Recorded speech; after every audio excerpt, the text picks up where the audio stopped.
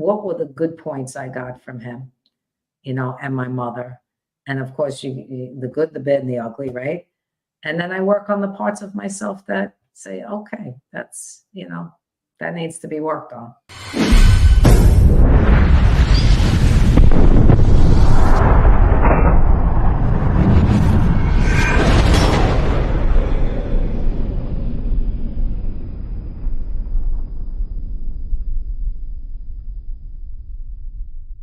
Welcome to this episode of Chatting with Stacks. I'm your host, Bill Stacks, and today I got Rita Gigante. Hello. Hey. Were they all involved in that life? To some extent, but I don't know if my Uncle Pat was. He was the oldest, and I know he had his own business, so he may have gotten help from my father. He wasn't in it. There was only one that was made. The rest were connected, but not in it. Yeah. Yeah. Now, when you would be out on the town, say you were going to a club or you're going here and there, would they know who you are? And what was their reactions when they would find out who you are? Nobody knew, and I didn't tell anybody. We were raised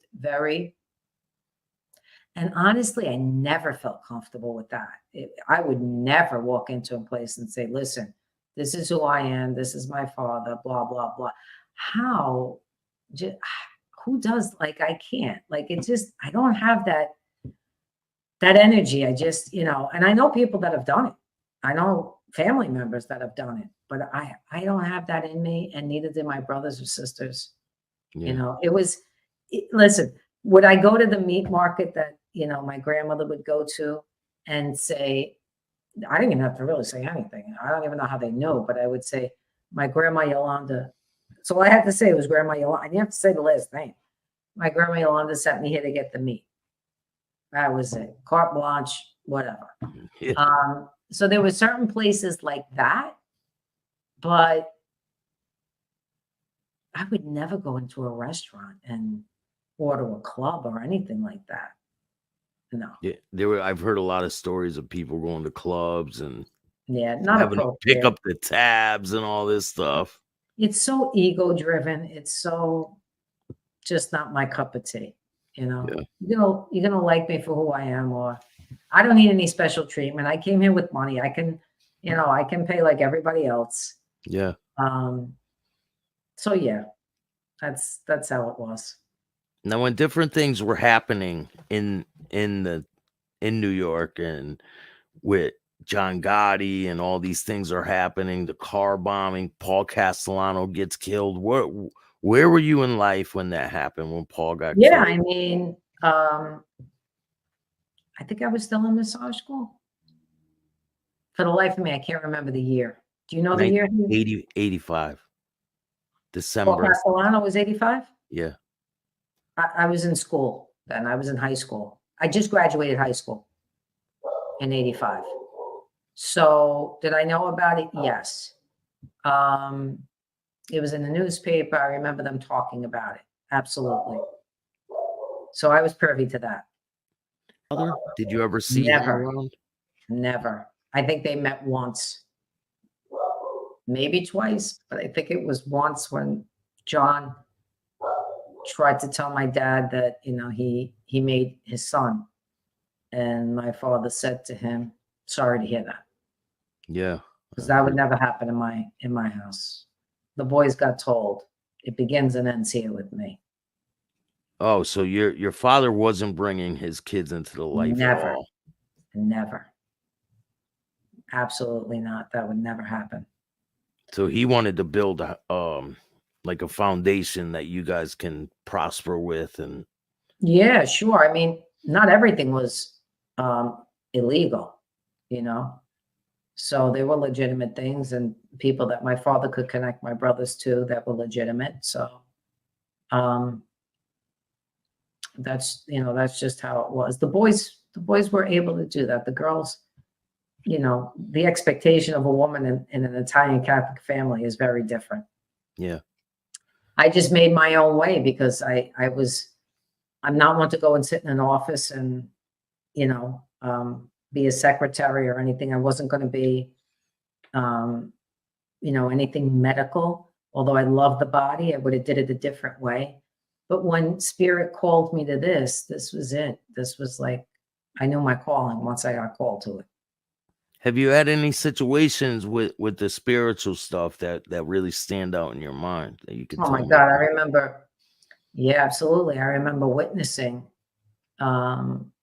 Jesus in the window, like full from like here, like from his middle of his belly up. You saw a huge vision of him in a church that I was sitting in, and only me and 6 other people saw him that day. And there were more of us there, but it was just me and 6 other people. And I thought, my God, my life will never be the same, because I felt him speak to me like there was something going to happen or going to come.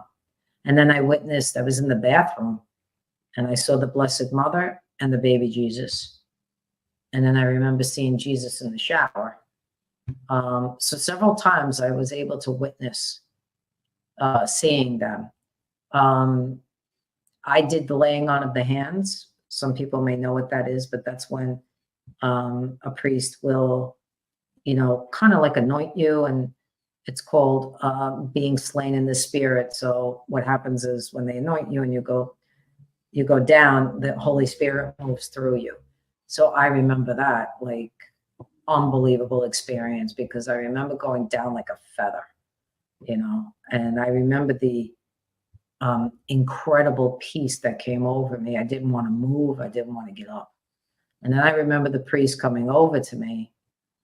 And this was the most interesting part, because I had it done a few times before, but this priest came over to me and put his stole on my forehead, and he did the sign of the cross, and he said, I want you to know that Jesus just spoke to me and said that you'll be healed emotionally in 3 years. I just looked at him like, so Jesus spoke to him to give me a message, right? Yeah. And I just said to him, thank you. Can I lay here for like the rest of the day? I don't want to move, Yeah. So it took me a bit to get up, and but I knew my life was changed. When those things happen, you just know. So I'm grateful. It got me to where I am today. It got me to write the truth, my story. If my sisters and brothers wrote books, they would be totally different stories than mine. Yeah. But I needed to speak my own truth to heal.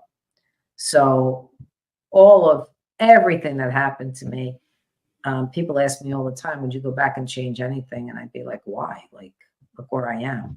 Why would I go back and change a thing? Sure, it was hard then. Sure, it was even brutal at some points. But the more adversity, the stronger I got. When you decided to write your book, did you have anyone in your family that was against that? I didn't tell anybody until it was actually written. And then when I did, absolutely, pretty much 3 out of my 5 siblings were not happy about it. The one sibling came around, but my brothers not happy about it. I think they thought it was a tell-all, but it was just my story and how I came to be who I am, with the backdrop of my dad. It was really about the subtitle, which is about love, healing, and redemption. These were truths that I needed to bring out, for myself, for other people. If I tell you how many people I've helped because of that book today, I can't even, there's no amount of money, there's nothing that can, make up for that kind of gratification, just to be able to help those people.